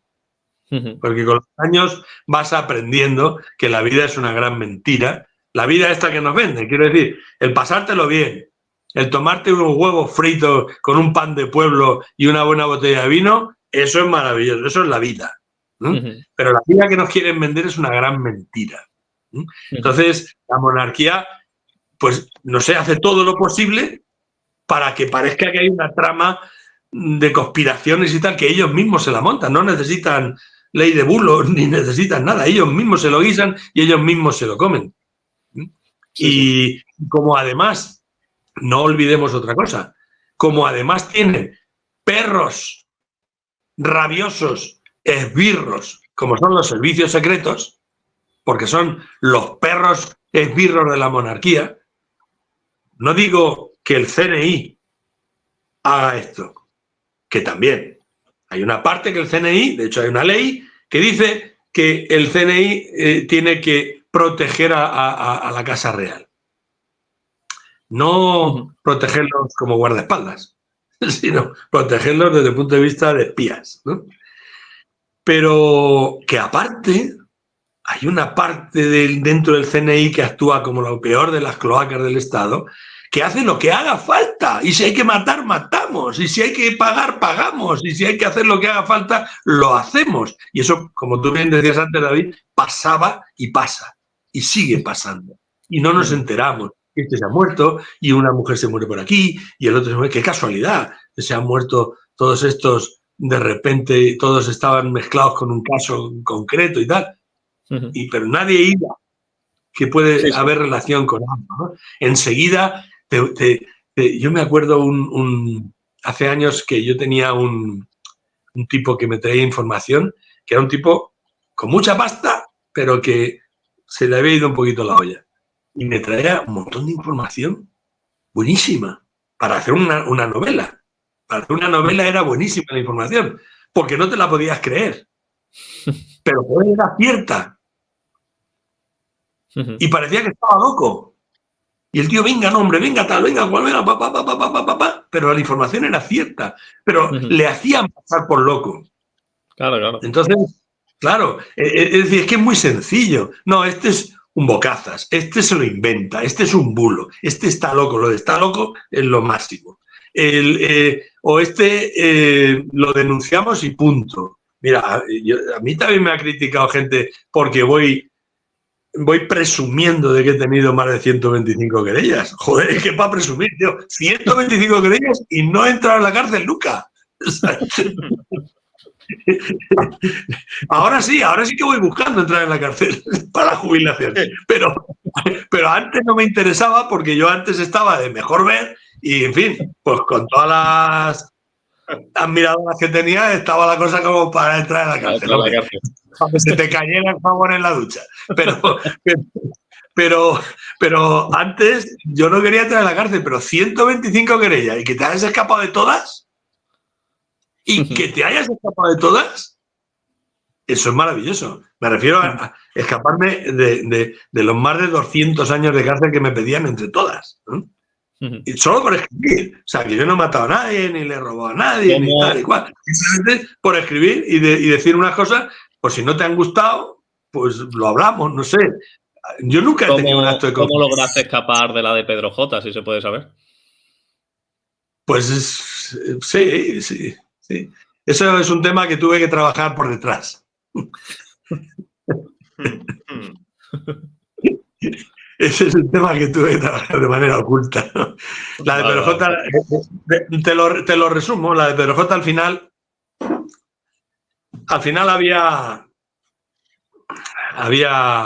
una cosa que es que a Pedro J le dieron. No es que a él le disgustase el tema de lo que estaba haciendo en el vídeo, no le disgustaba en absoluto, ¿no? Ni otras relaciones que había tenido por ahí, por el estilo, o que tenía, o que seguirá teniendo, no lo sé. Ahí no me meto porque es su vida privada, ¿no? Pero en concreto, para que fuera más explícito el vídeo y más línea dura, pues le metieron ahí un poco de lo que fuera en una bebida para ponerlo más contento, ¿no? Para desinhibirlo, ¿no? Y entonces, pues, esa declaración mía de que lo habían drogado, pues eso sirvió un poco para hacer las paces entre nosotros, ¿no? De que de alguna manera lo habían drogado. Luego, a mí me condenaron a 2 años y medio de cárcel. 2 años, eran 2 delitos diferentes. 2 años por haber publicado el vídeo, porque claro, yo era el director de un periódico y el mundo me atacaba diciendo que yo me había inventado el vídeo. Todavía un día se me hinchaba las narices y en el único fotograma que se ve a Pedro J así de lado, con el... Bueno, me callo. Pues entonces dije, ¿es Pedro J o no es Pedro J? Y publiqué eso, ¿no? Y entonces me había advertido un juez que no lo hiciera, ¿no? O no, que no lo volviera a hacer. Y dije, que no lo vuelvo a hacer, mira, pídeme otra cosa, tío. Pero a mí no me prohíbas algo. Y lo volví a hacer. Entonces me condenaron a 2 años por publicar las imágenes y a medio año por desobediencia a la autoridad judicial. Los 2 años quedaron en nada, que me los perdonó Pedro J por el tema de contar lo que pasó con las pastillas y tal. O sea, que fue un vídeo hecho por los servicios secretos 100% real, auténtico, ¿no? No fue una pachanga ni fue nada, fue que los servicios secretos estaban detrás, pero que Pedro J. Me quitó, cuando la sentencia es firme, se llama el perdón del ofendido, y entonces es una cosa privada. Perdón del ofendido, o sea, tú solo puedes ofender a una persona y esa persona te perdona, pues ya no hay ni antecedentes penales ni hay nada con respecto a esos 2 años. No constan. Y los 6 meses que quedaban, que nadie va a la cárcel por 6 meses, por supuesto, ni por 2 años, pues me metían en la cárcel directamente. Y entonces fue cuando el último día, no sé si ya lo he contado, pero bueno, lo cuento otra vez, que el último día que yo tenía para ir a prisión eligiendo la cárcel que yo quería ir, porque si vas voluntariamente puedes elegir la cárcel, pues me iba, aparecí en la audiencia y le dije al funcionario que llevaba lo mío que me iba a ir a Alcalá Meco porque estaba allí Mario Conde, ¿no? Que como creo que sí lo conté, que como era el que estaba en el módulo de ingresos y era el que repartía el papel higiénico, pues a lo mejor te iba a dar uno que era de doble capa o algo así, yo creo que mejor. Y entonces, le pregunté que qué fiscal llevaba esto, subí a hablar con el fiscal para preguntarle, a que me dijera a la cara, por qué me iban a meter a la cárcel por 6 meses. Porque te puedes meter, aunque te condene por 24 horas, te puedes meter a la cárcel, ¿eh? Lo de los 2 años es porque las cárceles están muy llenas. Si no fuera porque están muy llenas, meterían a todo el mundo, ¿vale? Pero un juez, si un juez quiere, te condena a 24 horas de cárcel y te mete en la cárcel, si quiere. Entonces, me dice el fiscal, lo siento, pero me lo ha quitado el fiscal jefe, tu tema. Cuando me dijo que se lo había quitado el fiscal jefe, dije, bueno, es un asunto político porque se lo ha quitado el fiscal, entonces poco puedo hacer, no voy a hablar con él. Y bajé, hice 3 llamadas y de las 3 llamadas que hice, una fue precisamente al abogado de Pedro J, porque había sido fiscal antes y sabía de lo que iba la historia, qué podía hacer. Pero vamos, otra de las llamadas que hice fue para decir, he hecho famoso un culo y no me importaría hacer famoso el culo del rey. Y como sabían que yo me gustaba mucho jugar a darle a copiar, a la tecla copiar, pues también le di a la tecla copiar con uno de los vídeos de Bárbara Rey. No tengo que decir, no voy a decir quién me lo pasó, pero bueno, yo he trabajado con una gente que no estaba muy lejos del asalto a la casa de Bárbara Rey. Entonces, aunque ella tenía copias, pero alguna de esas cayó en manos de una persona que estaba conmigo por encima de mí y no se le ocurrió otra cosa nada más que decir, mira a ver qué podemos hacer con esto. Y yo dije, pues podemos copiarlo. Copiarlo, o sea, de momento. Y entonces eso fue lo que me salvó de los 6 meses de cárcel. Bien. El vídeo de Bárbara Rey con el rey me salvó de los 6 meses de cárcel por el vídeo de Pedro J. Pedro J. Guarda bien ese vídeo del rey, porque llama algo más por encima, no sé, el Papa o no sé. Tengo un libro pendiente que va a ser, bueno, no es un libro porno, pero se va a llamar, es un libro simplemente que cuenta lo que se ve en el vídeo, nada más que, en fin, le añadiré algo de un poco de parafernalia, ¿no? Pues si no, pero es un libro que se llama La domadora real. Bueno, ¿qué títulos más directos tienen todos tus libros, eh? Viuda súbita, Su Majestad M, ¿no? Sandra Mozarovsky. Claro, es que ella se llama La domadora real. SM es Sandra Mozarovsky. Sí, por eso que te quedó niquelado. Y lo de la domadora real es que va a la yugular, ¿eh? Sí, pero vamos, que lo más bonito es una cosa que pongo cuando empieza el libro de Sandra Mozarovsky, pongo alguna dedicatoria y luego pongo 2 páginas de frases que han dicho otros, ¿no? Y entonces la más bonita es la que le dijo al rey, o sea, el rey le dijo enfadado a Alfonso Armada el mismo mes del mismo año del golpe de Estado. Mismo mes, mismo año, en la estación de Baqueira, le dijo, yo no soy un rey león. Textual. Eso aparece en un libro de Pilar Urbano. Yo no soy un Rey León. Y digo, eso se lo dijo el 6 de febrero de 1981, cuando estaba ahí reunido con Alfonso Armada. No sé qué estarían organizando. Entonces, porque unos días después fue el golpe. El caso es que mientras Elena, la hija, les hacía unas tortillas francesas, le dijo, yo no soy un Rey León. Dijo, un año antes, explico en la frase, debajo de la frase, un año antes, Bárbara Rey se había casado con Ángel Cristo y se convertiría en domadora de leones. A lo mejor es más un animal que tienes ahí detrás, más que un león. Juan Carlos. Sí, también. Acerca de tus futuros libros, se me ha quedado en el tintero una pregunta cuando has mencionado lo de Guillermo Gómez Sancha, y para un posible, que hay que estar pendiente de él, para un posible Viuda Subida parte 3. ¿Tú estás seguro de que va a salir algo? ¿Tienes cierta certeza de que no se va a quedar? ¿O simplemente es un poco más especulativo, que puede que salga? ¿Te refieres a que puede que salga el libro o a que puede que salga repercusiones que haya tenido o que digan algo? No, que puede salir algo acerca del ex-manager de Raquel Sánchez Silva o que haga públicos secretos. Vale, mira, lo que sí está claro es que hay la familia, y quien no es la familia también, ha realizado infinitas insinuaciones en relación al manager. Infinitas insinuaciones. Persona que podía entrar a la casa fácilmente, porque no forzaron la puerta. Persona que podía tener llaves de la casa. Una persona fornida, grande, que tal, porque el tipo era fuerte, ¿no? Mucho más que Mario. Hay tantas insinuaciones en relación al manager que si te guías por las insinuaciones piensas que fue el manager el que lo mató. El que llama al trabajo de Mario Biondo también, diciendo que va a faltar ese día.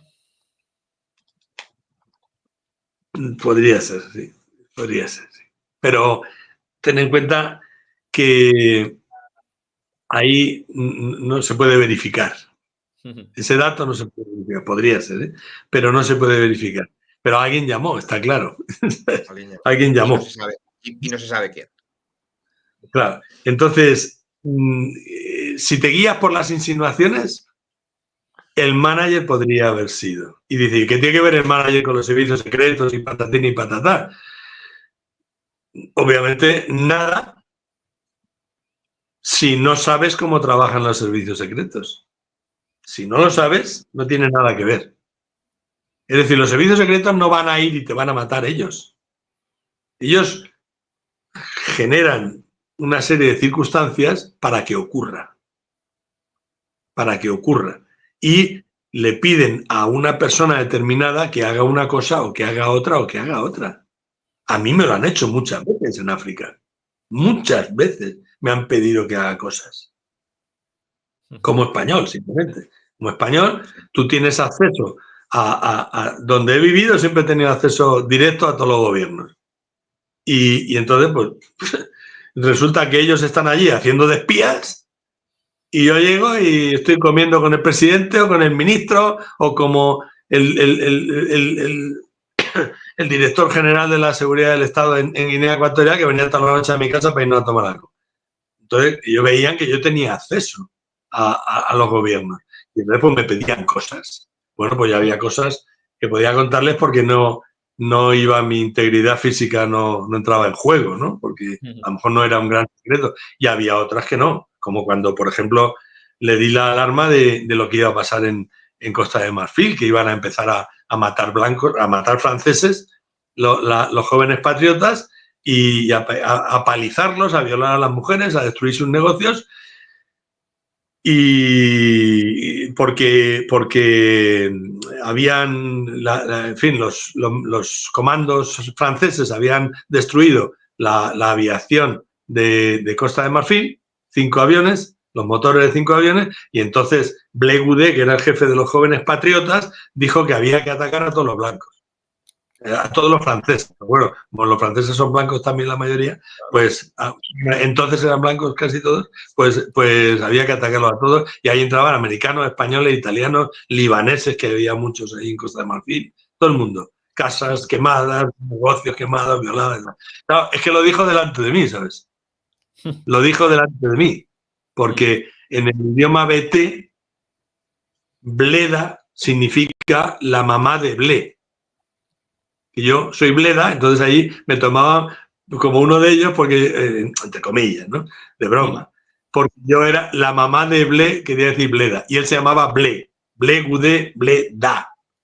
Y entonces, no es que fuéramos amigos, es que el tipo me estaba preguntando para ver la posibilidad de hacer una residencia gigante de estudiantes porque no tenían ni dónde meterse para la universidad. Faltaban medios para los estudiantes y tal, y estábamos hablando de algo de construcción.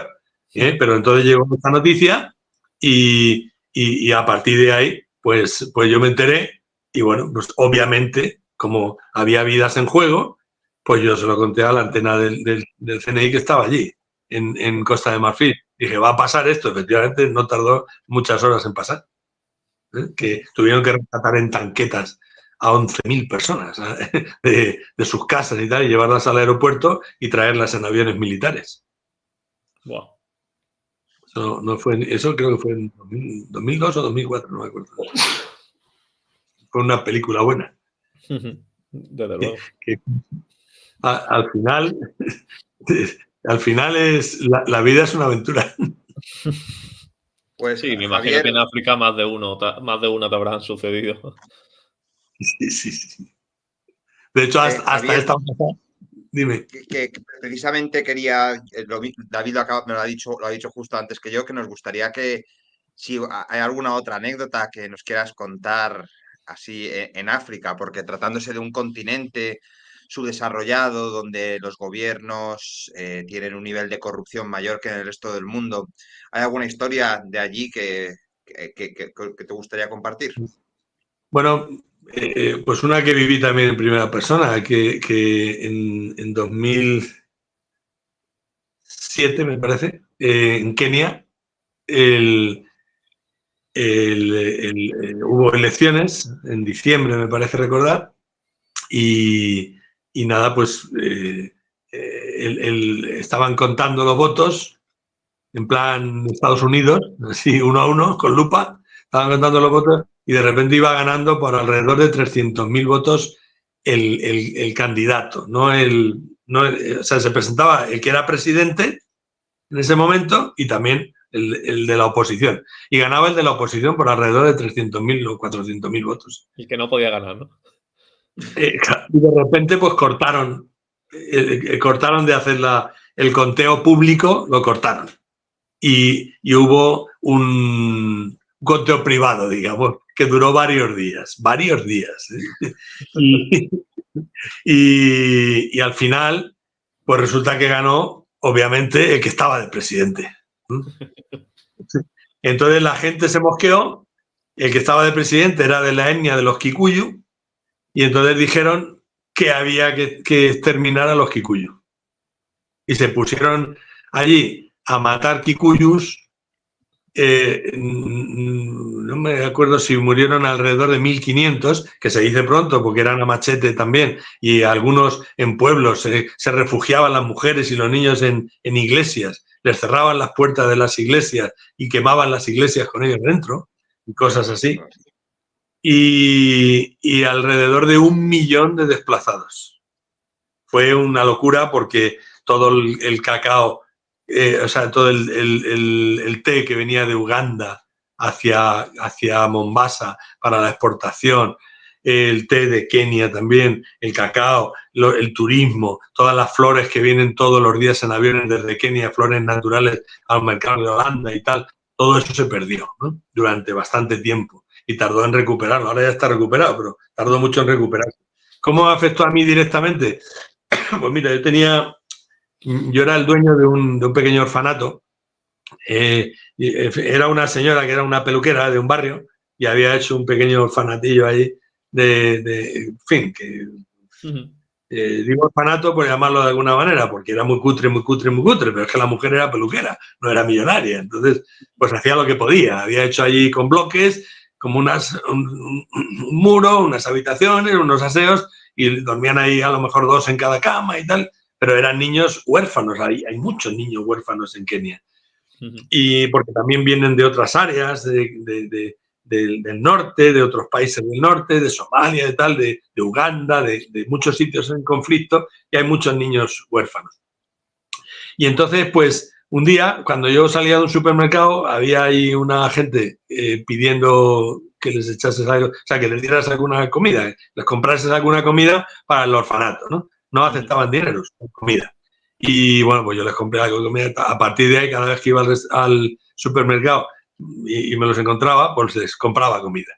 Un día me invitaron a ir al orfanato, conocí a la dueña y bueno, pues me impliqué un poco más, ayudé un poco más. Y al final, pues resulta que un día la dueña se muere. Y me llama la chica que yo había conocido en el supermercado, que era la encargada, era la que realmente, entre comillas, la gerente del orfanato, entre comillas, se llamaba Sharon Karimi. Pues me llama de madrugada y me dice que la dueña se había muerto. Y ojo, esto sí me impresionó, cuando dice, ¿qué hago? Soltamos a los niños, como si fueran cabras, ¿no? Digo, ¿pero cómo van a soltar a los niños? Son niños y niñas pequeños, de 3 años, de 4, de 5, de 10. Total, que me fui para allá. Bueno, al final me hice cargo del orfanato.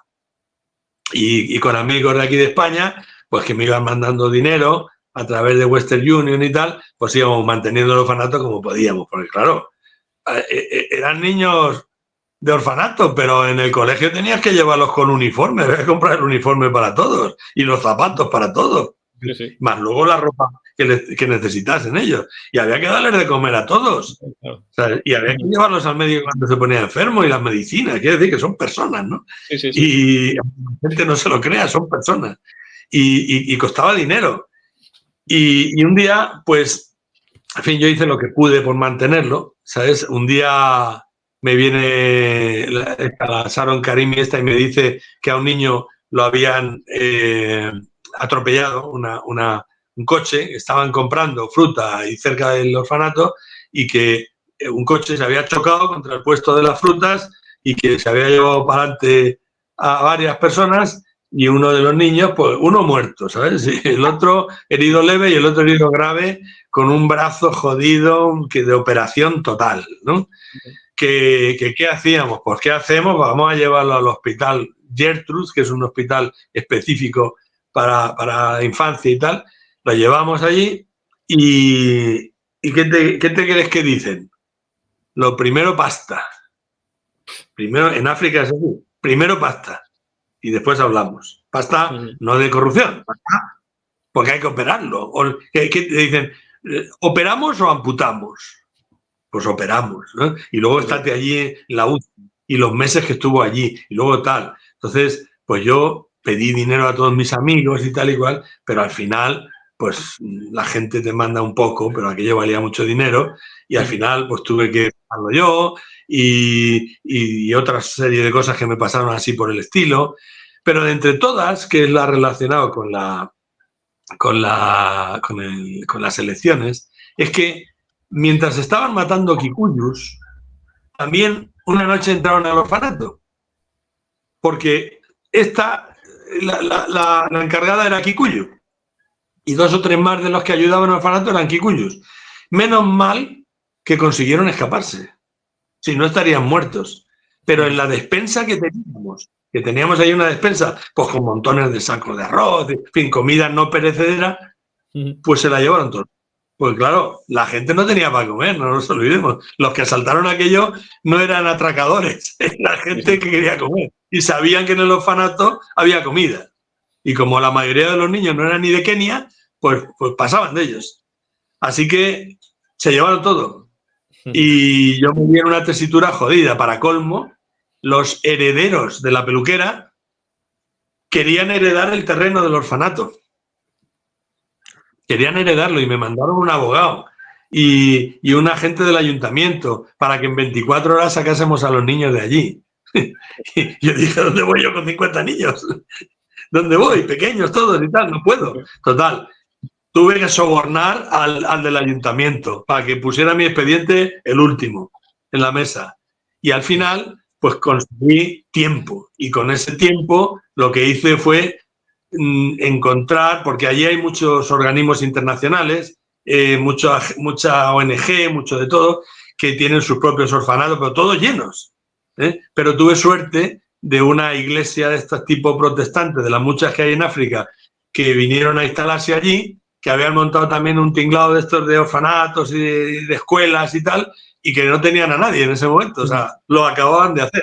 Y, digamos, les encasqueté a los niños, la palabra no es bonita, pero es que fue lo que hice, les metí a los niños con calzador, porque si no, ¿qué hacía yo con ellos? Claro, claro. Yo no era millonario, y darles de comer todos los días costaba un pastón, ¿no? Sí, sí. Entonces, pues les metí a los niños ahí con cazador y con ellos se quedaron. Y menos mal, porque ahora seguramente serán gente de provecho, ¿no? Sí, sí. Pero eso son cosas que pasan en África, en sitios donde no te puedes fiar. Historias alucinantes, vaya. Vale, pues sí. Javier, no sé si hay algo más que te gustaría decir antes de terminar.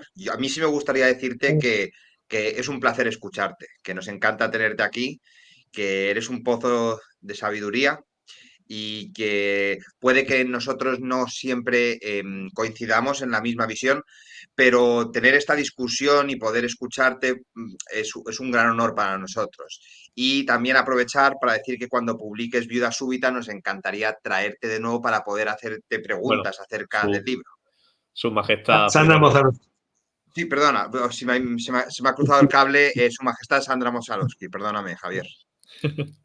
Okay. No te preocupes, lo haré. Será el placer será para mí también. Yo no me importa en absoluto que discrepéis conmigo, sino que aún encima me parece lo lógico que no opinéis como yo, porque no tenéis por qué opinar como yo. O sea, cada uno opina. Yo, por ejemplo, una de las cosas que he puesto en el libro, que también hago referencia a Bárbara Rey, a cuando se la presentaron al rey y tal, es que pongo que para mí tenía voz de trans, ¿no? Que no es que sea malo o bueno, pero que no entiendo cómo una persona puede hacerse famosa cantando teniendo voz de trans, ¿no? Con la cantidad de voces importantes que hay por ahí, ¿no? Y sin embargo a otras personas pues les parecía una estrella y bueno, la prueba era el éxito que tenía, ¿no? Pero para mí tenía voz de trans. Entonces, pues esto es lo mismo. No todo el mundo tiene por qué opinar como yo, ni mucho menos, ni nada, pero yo insisto siempre en lo mismo. Mientras nos tratemos con respeto, el discrepar es algo bonito. Es lo que le da el toque de pimienta a las conversaciones. Absolutamente, absolutamente. Sí, pues estamos deseando leer este nuevo libro. Sí, la verdad es que llevamos desde la última entrevista con muchísimas ganas de comprar ya a Su Majestad Sandra Mozarovsky. A ver cuándo, a ver si esta semana que viene finalmente sale.